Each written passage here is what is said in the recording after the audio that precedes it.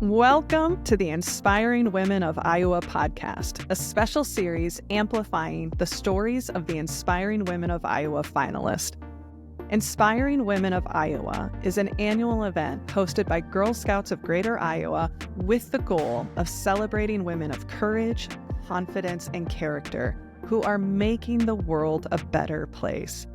Why does that sound familiar? Well, because it also happens to be the mission of the Girl Scouts, where they believe society is better because strong women show girls that anything is possible. This event was created by Girl Scouts of Greater Iowa in 2017 to celebrate women in our community and share their stories while raising support for the Girl Scout programs that build the next generation of inspiring women. 16 individuals are celebrated annually with the Courage, Confidence, Character, and Inspiring Advocate for Women Awards. I'm your host, Sarah Noel Wilson. I am a business owner, a champion of women, and I'm also a proud Girl Scout alum, so massive love to Troop 238. And I am honored to have the chance to speak with these amazing, inspiring women and to share their stories with you.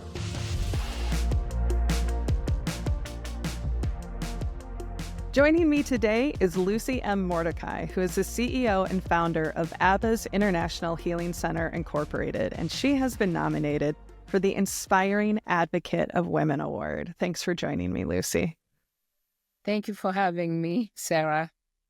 So, Lucy, before we get into the work you do, the award you were nominated for, what should we know about you as a person? As a person, I'm not special or a hero. Oh, no, I don't believe that one bit. I am just a single mother. On top of that, an immigrant who understands what it means to be new and who understands the importance of helping hands in a community. Yeah.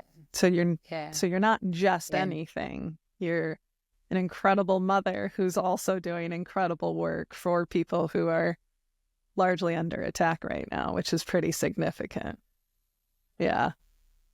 Talk to us about your journey and the work that you do. I'm just curious, when I was reading your bio and learning more about your organization, I was just curious about what was the journey of where you started to the work you're doing now. The work that I'm doing now, right after graduating from high school, I went to college. I worked for Systems Unlimited, and I'm still working there part-time. And, we serve individuals sorry, thank you. I was going to say, just to clarify, like for those of us who are unfamiliar, what Systems Unlimited is. Yeah, it's a nonprofit organization also. We provide care to individuals with a mental challenge. So along the way, at first I wanted to be a social worker, and I have a degree in social worker, but my heart, it wasn't there. So I went back to school and I studied mental health. And here I am. Along the way, I learned that mental health topic is not something that you'll bring to a dinner table in African community or African household. They just don't talk about it. Yeah. Yeah, they don't talk about it. And so I decided to go a little deeper. I was able to visit a few countries in Africa, different countries in Africa, and collect information and different opinions and a lot of explanation why is this and that. And I came back home in 2012, coming from Rwanda. And the country of Rwanda, as you know, what happened there in 1994. These guys, they're just dealing with a lot of trauma because of what they went through. And I'm like, my God, something needs to be done. We have to do something, really, So I came back, started talking to different friends and families. And a lot of people didn't like the idea at first. They were like, no, you're crazy. And nobody will listen to. Imagine working with someone with mental challenge. And in Africa, no, there's no such a thing. This is a taboo, abomination. And I'm like, oh, whoa.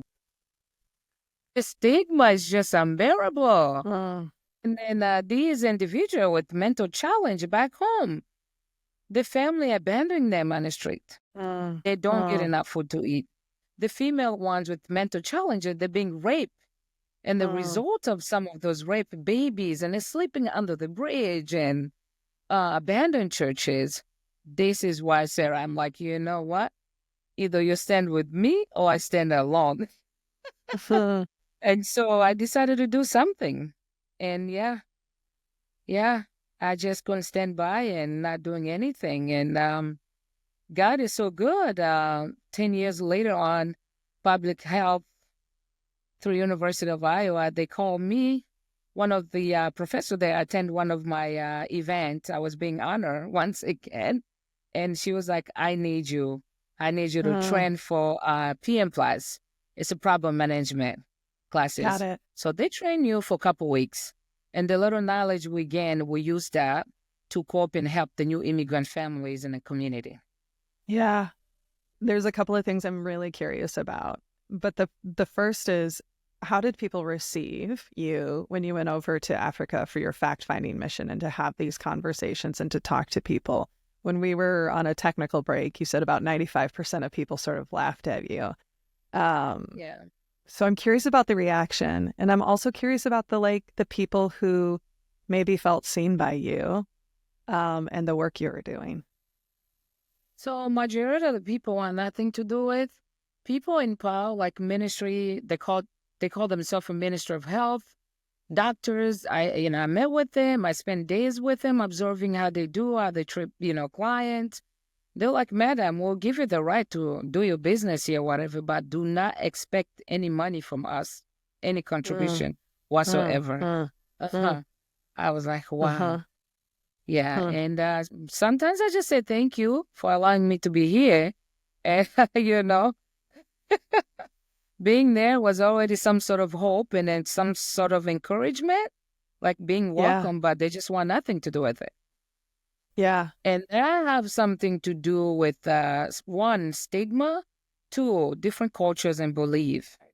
Yeah.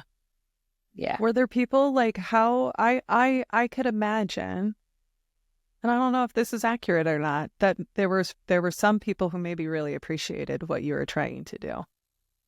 Yeah, the educated ones and the ones that have been able to visit like Western countries, they kind of understand, but it's just they never had the courage or motivation to do something about it because of the cultures, the believing in different gods and all that, in which we believe. I'm not there due to any religion.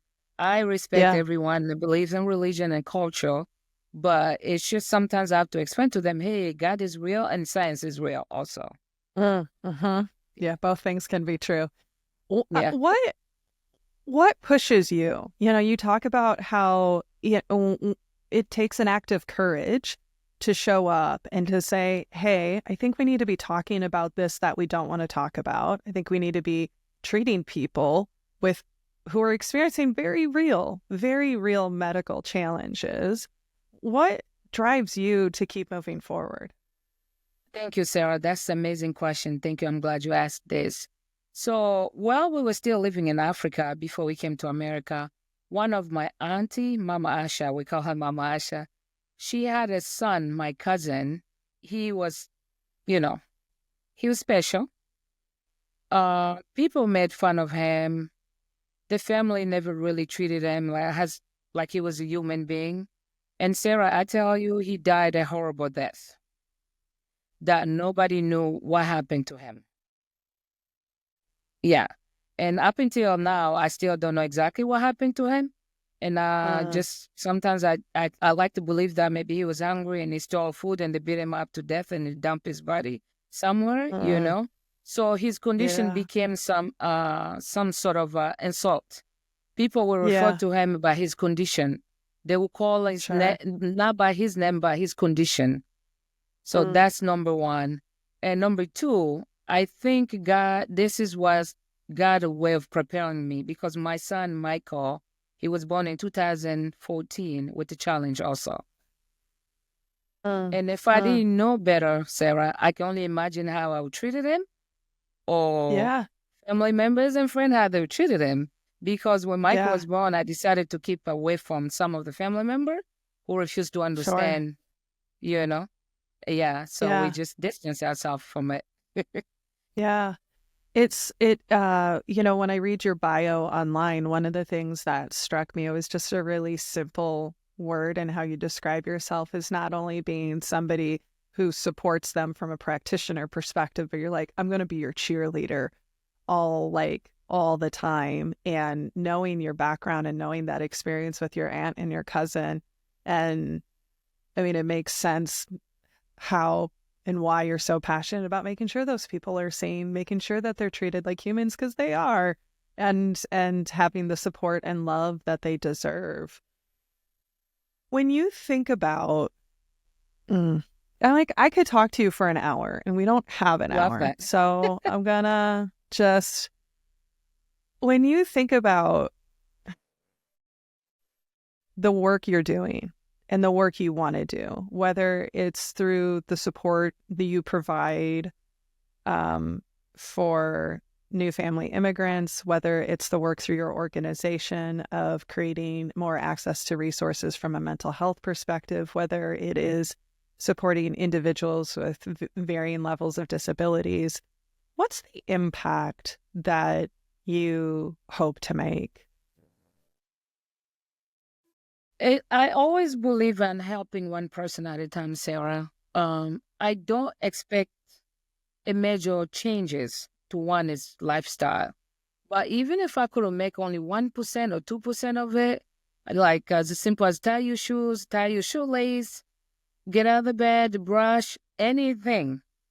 Oh yeah, I would do it every day over and over and over again. Because Huh. until you know someone or you live with that particular individual with the mental challenge, Sarah, you have no idea how hard this could be. And this is Yeah. one of the reasons why in 2020, I opened a child care called Mama Lucy's Child Care. And I usually Uh, receive a lot of children with special needs because nobody, yeah. 89% of the child care around here, home provider, they want nothing to do with special needs kids. One, Right. it take up a lot of your patience and time, and they're not getting paid enough. So for me, it's not about money. It's not Uh, about being, it's all about being fair and treat these little kids fair because nobody asked for this condition. Nobody wanted to be a yeah. dependent, Uh-huh. especially children. They didn't ask for, so, you It know. it I'm struck a little bit. So my parents, when they met, they worked at an organization back home in Dubuque. So Mm. this would have been decades ago, called Area Residential Care. And they were two of the people who fought to bring essentially group homes to Iowa, because before then, individuals who were identified as special needs or having physical and intellectual disabilities, uh, they were put in asylums. They were put away, and there's a part of me that growing up, that was absolutely a part of like our upbringing and our um access to our community, being exposed, right? Like to lots of different people. The thing that is striking me in this moment that's making me a little sad is, man, we haven't changed enough. It's in the last 40 years almost. I mean, I know there's been a lot of improvement, but even hearing how you're talking, there's something that's just hitting my heart of, oh, I've heard my parents talk in very similar ways back when they were doing this work back in the 70s. Um, so I just really appreciate what you're doing, and every human has greatness in them, and every human deserves to be seen and loved and cheered on. And it's real easy. It can be real easy to just pretend like some people aren't there and to not pour into them. So I'm really grateful for the work you're doing. Thank you. Lucy, at the end of our conversation, I want to make sure that we capture all of the great organizations you're working with and make sure that we give people an opportunity to be able to make donations or whatever that might look like. But before we get there, Sure. so I just wanted you to know that I do want to make sure that we capture that information for show notes. Um, who inspires you to keep moving, to keep showing up and helping one person at a time? My mother, What's her name? Yvonne. Yvonne. Okay, tell me about Yeah. your mom. Ivone Zabibu, Yvonne Zabibu. Um, Uh, they call her Mama Africa. My uh, mother raised me as a single mother. And I tell you, Sarah, this lady with the third grade level of education, oh boy, she sounds like she's got 10 PhD. Yes, growing up was a little challenge for me. She couldn't help, sure. explain most of my assignment, homework and Yeah. stuff, but she is a hard-working lady with a Uh, golden heart. People will uh, call her from Africa. We need a school fees. She will send it. Even people who don't know. Mama Yvonne, my name is so and so. My wife is having a baby. We don't have money for the hospital fees. She will send it. And uh, so, I watch her doing this, working 2 jobs, supporting me and her siblings back home. She never once complained. uh, And she never uh. expect anything in return. This is why sometimes people say, Lucy, you're too busy. When are you going to take a break? And I'm like, hey, do you know who my mom is? She's almost Mm. 80 years old. She's still going. You keep going, keep doing. Why not me? Yeah, yeah, yeah, yeah. Yeah, What a beautiful yeah, continuation of her yes, legacy. Like, you mhm, know, yeah, and I imagine that there's some amount of you're so aware of how much she poured into you and so many others that it's like you want to pay it forward as well. I don't know if that's true, but that's just an yeah. assumption I'm She making come in hearing you usually go talk. with me to serve the homeless. She donated Yeah. clothing. Every event I have, mom will be there at this age, And 75 years I old. I Yep. love it. Yeah. I love that so very much. So, Lucy, there are going to be, hopefully loads of people who are going to be listening to this conversation. There are going to be people who are going to learn about the work you're doing because of the award you were nominated for at the event and all the publicity that the Girl Scouts of Iowa does. So, for people who are listening to this, what would be one message you want to leave somebody with? Uplift one another. Be the woman of change. Let's save the future. Our baby, our children, they are the futures. I'm sure you've probably seen one or two individuals with mental challenge working at McDonald's, Burger King, Wendy's. They're wiping table, they're taking the trash out. They goes, there's something already. Mm-hmm. Praise them. Stop them, just stop them in the shoulder. Hey, good job. Thank you. That's all. Yeah. I love it. I love it. Just be the woman of change, help one person at a time feels so Yes. simple and needed, especially right now. And I think a lot of people feel overwhelmed with the uncertainty of the world we're in.